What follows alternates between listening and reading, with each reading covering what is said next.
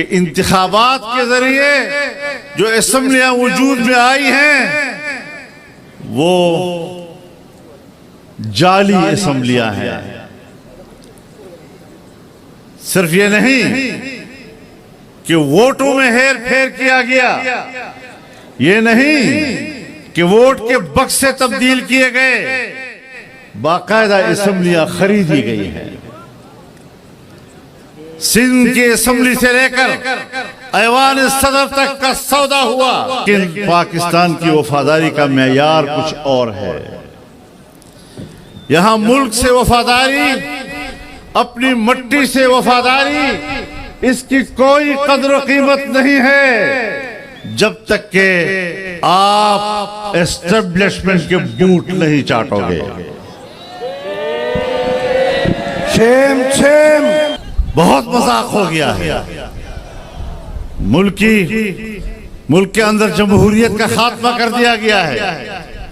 असेंबलियों की नुमाइशी असेंबलियों के नाम पर जमहूरियत का लफ्ज इस्तेमाल हो रहा है। जमहूरियत मर चुकी है, जमहूरियत अपना केस हार चुका है।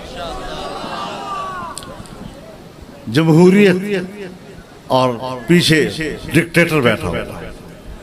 डिक्टेटर के इशारे पर कानून साजी होती है। डिक्टेटर के इशारे पर वजीर आजम काबीना का इजलास बुलाता है। यहाँ पर इलेक्शन को कंट्रोल करते हैं फौज वाले, जब हुकूमत को कंट्रोल करते हैं फौज वाले, जनरल्स वो मुल्क को कंट्रोल करते हैं। मैं अपने सहाफी हजरात से भी कहता हूं, वो भी रोजमर्रा के मसाइल पर सारा दिन सर्फ कर लेते हैं।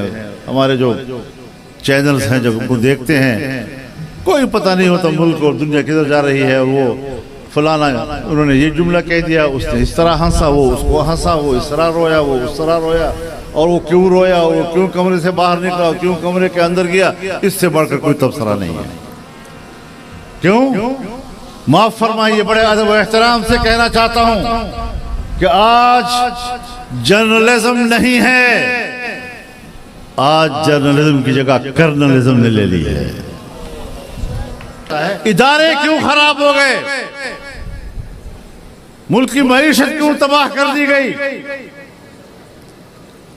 और आज तमाम इदारे प्राइवेटाइज किए जा रहे हैं। अब आपका कराची एयरपोर्ट भी प्राइवेटाइज हो जाएगा, आपके जहाज भी, PIA भी, सब कुछ प्राइवेटाइज हो जाएगा। ये हालत यहां तक पहुंची क्यों? पहुंची नहीं, पहुंचाई गई है कि इंतखाबात के जरिए जो असेंबलियां वजूद में आई हैं वो जाली असेंबलियां हैं। सिर्फ ये नहीं कि वोटों में हेर फेर किया गया, ये नहीं कि वोट के बक्से तब्दील किए गए, बाकायदा असेंबलियां खरीदी गई हैं। सिंध की असेंबली से लेकर ऐवान सदर तक का सौदा हुआ।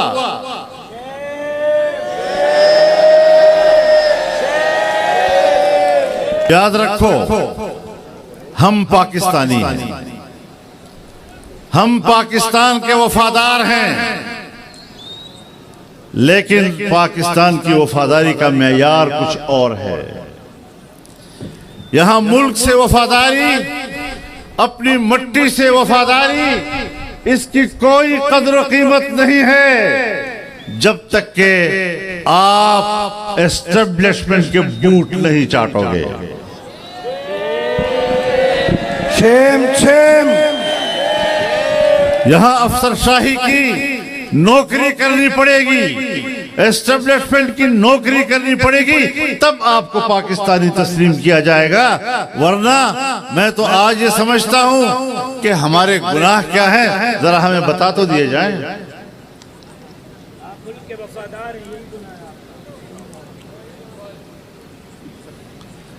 और मैं बताना चाहता हूं,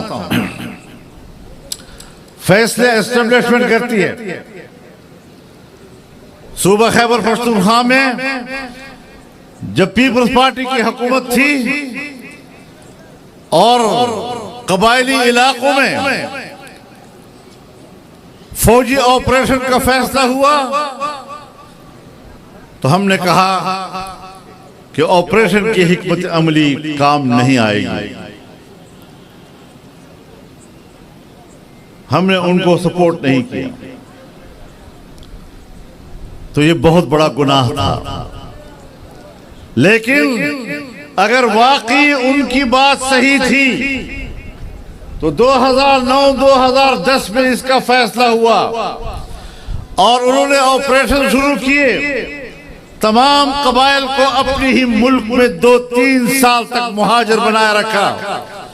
आज भी जब वो लोग दरबदर हुए हैं तो आज भी वो दरबदर हैं, मुल्क के कोने कोने में फैल गए अपनी जिंदगी बनाने के लिए।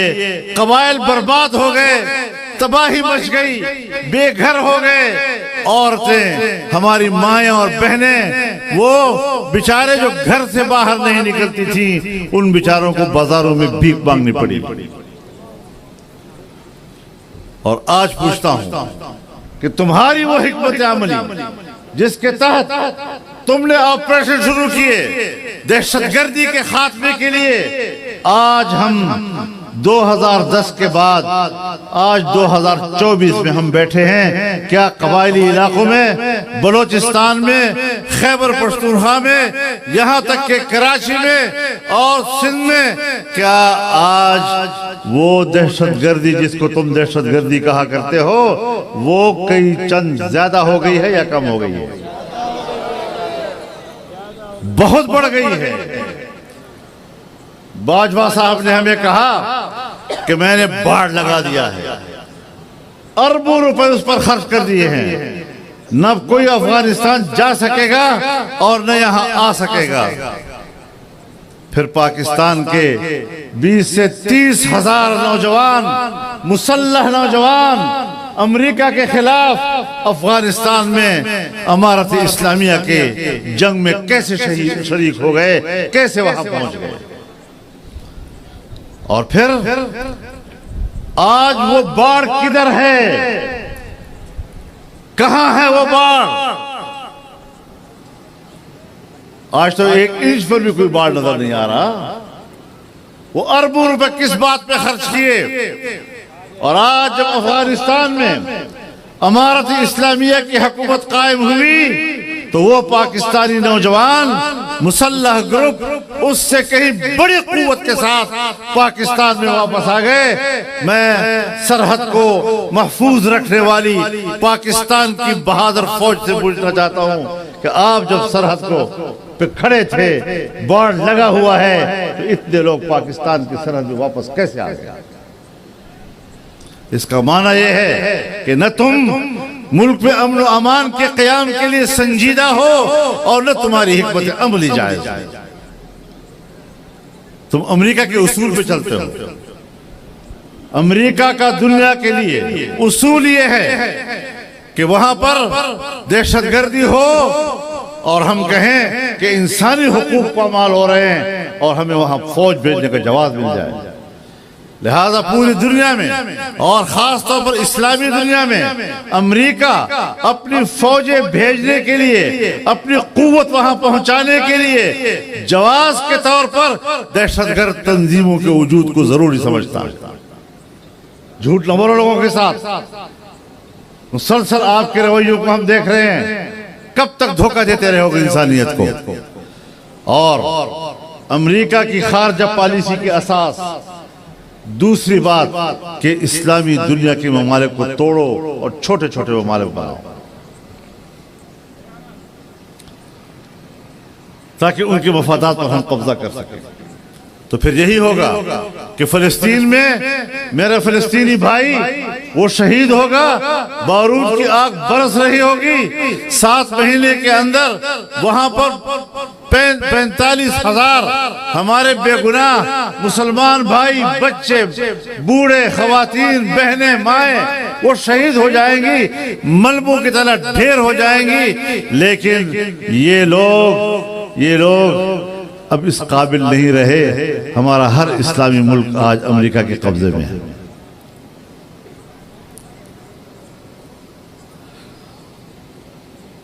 कहते हैं पाकिस्तान बड़ा मुल्क है, बिल्कुल बड़ा मुल्क है। पाकिस्तान सलाहियत वाला मुल्क है, बिल्कुल सलाहियत वाला मुल्क है, लेकिन पाकिस्तान हर चंद के सलाहियत वाला मुल्क है, वसाइल का मुल्क है, एक बड़ी फौज रखती है, लेकिन पाकिस्तान से तवक्को न रखी जाए जब तक ये एस्टेब्लिशमेंट पाकिस्तान के हुक्मरान है, सियाह सफेद की मालिक है। दुनियाई इस्लाम से कहना चाहता हूं कि पाकिस्तान से तवक्को मत रखो। जब इनकलाब लाएंगे और हम इस मुल्क के हुक्मरान होंगे, फिर इंशाअल्लाह पाकिस्तान अमली तौर पर आपके साला बशाला खड़ा होकर रहेगा। नारे तकबीर, जमीयत उलमा इस्लाम, सबीलुना सबीलुना, सबीलुना सबीलुना, तरीकुना तरीकुना, लब्बैक लब्बैक। हमारी जद्दोजहद महज असेंबलियों तक पहुंचना नहीं है। अब हमारी जद्दोजहद सिर्फ वजारतों तक पहुंचना नहीं है। हमारी जद्दोजहद अपने किसी एक आध हलके के हवाले से एहतजाज की तहरीक नहीं है।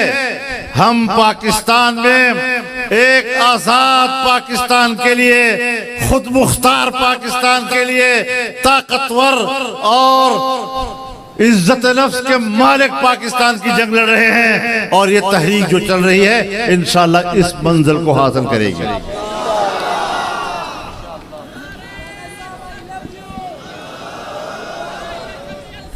बहुत मजाक हो गया है। मुल्क के अंदर जमहूरियत का खात्मा कर दिया गया है। असेंबलियों की नुमाइशी असेंबलियों के नाम पर जमहूरियत का लफ्ज इस्तेमाल हो रहा है। जमहूरियत मर चुकी है, जमहूरियत अपना केस हार चुका है। अगर जमहूरियत को आपने हकीकी मानों में मुल्क के अंदर लाना है तो फिर ये अवामी असेंबलियों की तहरीक को उठाना होगा और हकीकी जमहूरियत के मंजर की तरफ ले जाना होगा। जमहूरियत और पीछे डिक्टेटर बैठा होता है। डिक्टेटर के इशारे पर कानून साजी होती है। डिक्टेटर के इशारे पर वजीर आजम काबीना का इजलास बुलाता है। और अब तो हमारे मुल्क में ये मिसाल भी कायम हो गई कि एक वजीर आला ने पूरी काबीना को ले जाकर कोर कमांडर के घर में मीटिंग की।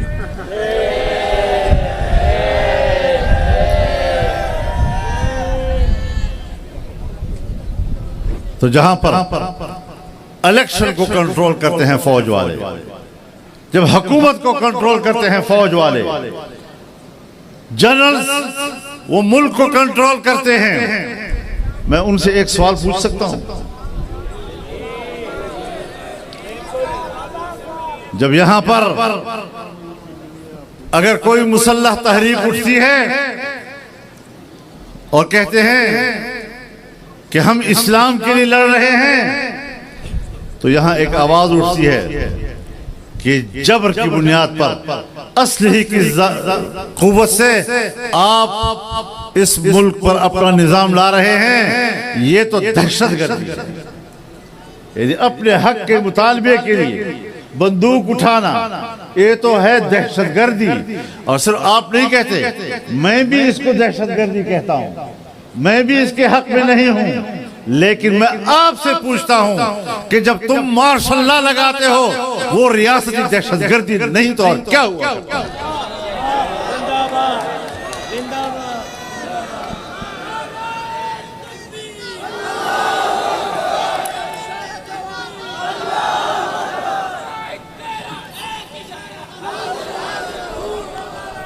आप मुस्तकिल तौर पर पाकिस्तान की सियासत को कंट्रोल कर रहे हैं, और उसके सबसे बड़ी अलामत एपेक्स कमेटियां हैं। तहसील में कोई मीटिंग होती है तो आपका मेजर बैठता है। अगर जिले में कोई मीटिंग होती है आपका कर्नल बैठता है उसमें। अगर डिवीजन में कोई इजलास होता है सिविलियन अफसरान का, तो उसमें आपका ब्रिगेडियर बैठता है। जब सूबे में कोई इजलास होता है सूबाई हुकूमत करे, इंतजामिया करे, तो आपका कोर कमांडर उसमें बैठता है। विफाक की सतह पर हुकूमत का कोई इजलास हो तो फिर आपके एपेक कमेटी के नाम पर आर्मी चीफ बैठता है। आप बताएं कि आप सिविल इंतजामिया के तमाम फैसलों को हर सतह पर अपने कंट्रोल में नहीं रखते? ये क्या है फिर इसके अलावा? ये है क्या इसके अलावा? लिहाजा अब मसला सिर्फ इलेक्शन का नहीं है, पूरे तौर अतवार को तब्दील करना होगा।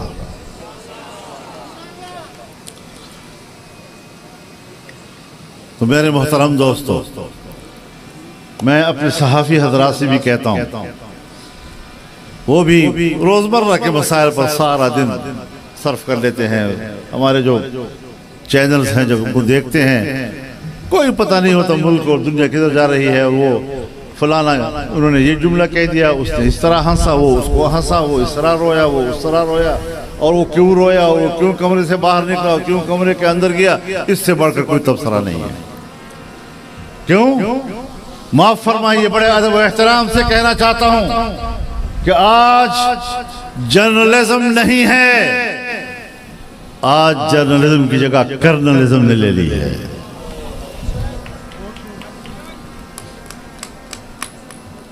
इस तलिस्म को तोड़ना होगा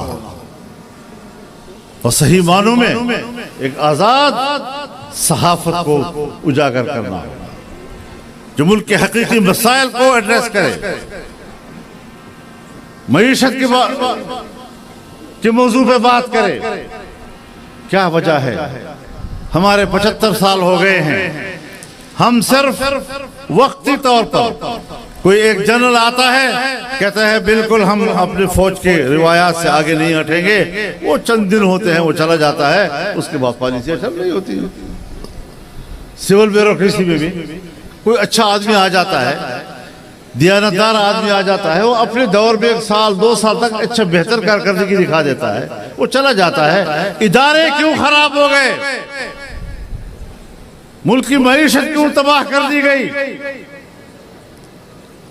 और आज तमाम इदारे प्राइवेटाइज किए जा रहे हैं। अब आपका कराची एयरपोर्ट भी प्राइवेटाइज हो जाएगा, आपके जहाज भी, PIA भी, सब कुछ प्राइवेटाइज हो जाएगा। ये हालत यहां तक पहुंची क्यों? पहुंची नहीं, पहुंचाई गई है, पहुंचाई गई है।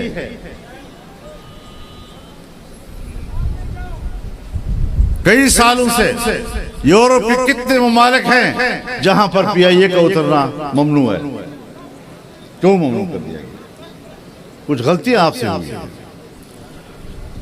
आज भी हमारा मुल्क जरी मुल्क होने के बावजूद गरीब आदमी आटे को रो रहा है, गंदम को रो रहा है, भीख मांग रहा है, भूख के मारे बिलबिला रहा है, बच्चा उसका भूखा है। ये हालत क्यों 75 साल तक आज हम नीचे चले गए हैं? लतीफ भाई ने कहा कि 45 लाख बच्चे सिंध में स्कूल में नहीं जा रहे, तो मैं उन्हें कहना चाहूंगा कि आपके पास अगर इलाज नहीं है तो इसका इलाज हमारे पास है।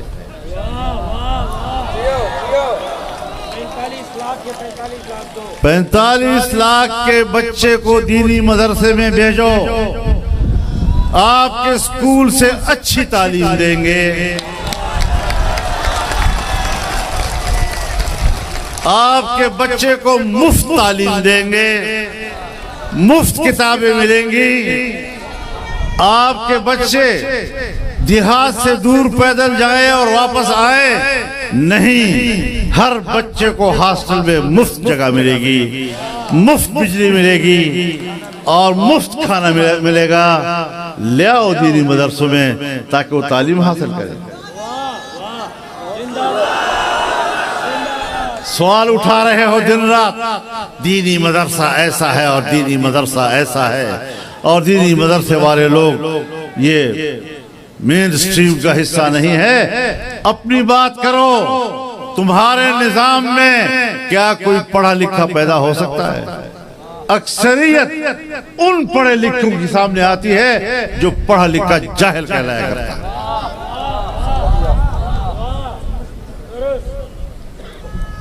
तालीमी मेयार गिरा दिया है, फनी तालीम खत्म हो गई और सिर्फ चंद कॉलेजेस हैं, सिर्फ चंद कॉलेजेस और चंद स्कूल।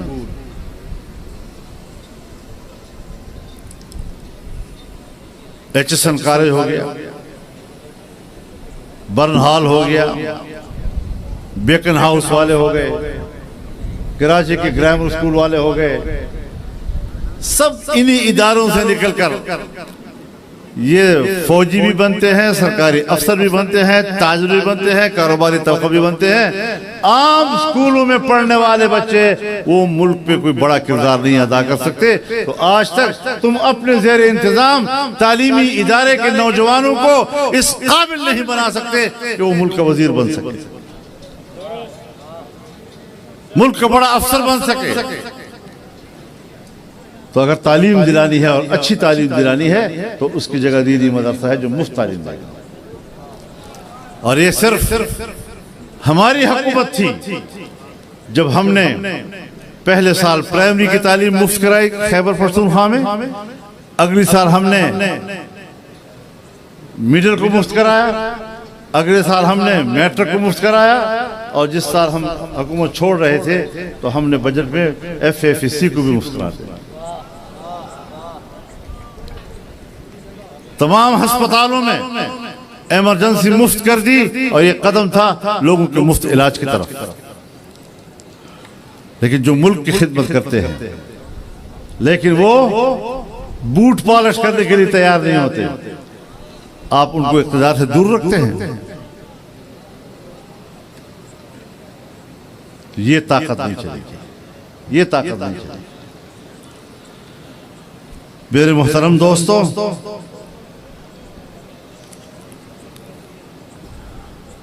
पाकिस्तान के डिक्टेटरों की तारीख जो हमें मालूम है, जब एक जनरल ने मुल्की इक़्तिदार पर कब्जा किया और सदर मुमलिकत बना, अपने चंद सालों की हुकूमत में उसने अपने 5 वज़ीर आज़म तब्दील किए। सियासी इस्तेहकाम नहीं होने देना मुल्क में। महल्लाती साजिशों के जरिए से इक़्तिदार बदलते रहे, रोजाना नया वजीर बदलता रहा और ये कहते थे कि हम तो इंडिया वाले हमें ताना देते थे कि वज़ीर आज़म, मैं तो दिन में इतने धोतियां तब्दील नहीं करता जितना पाकिस्तान वज़ीर आज़म तब्दील कर लेता है।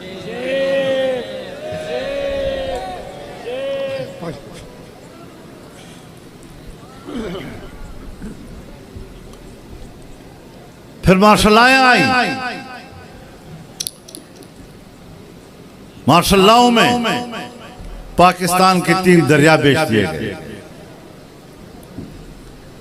आज हम रोते हैं कि इंडिया डैम बांध रहा है और हमारा पानी रोक रहा है, हमारी ज़राअत का क्या बनेगा?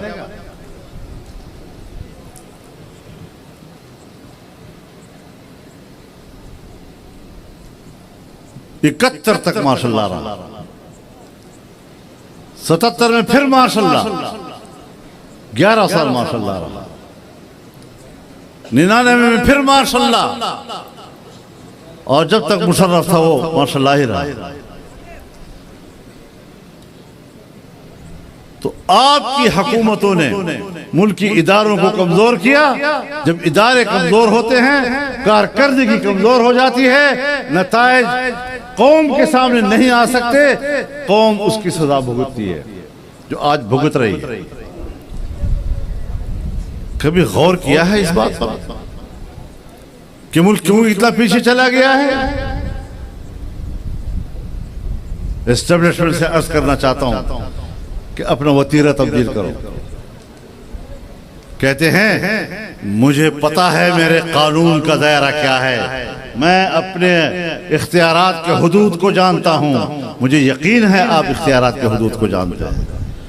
और मुझे भी पता है कि आप इख्तियारात के हुदूद को जानते हैं, मैं इनकार नहीं कर रहा, लेकिन आप अपने इख्तियारात के हुदूद से जो तजावुज करते हैं वो उस हुदूद से कई गुना ज्यादा होता है।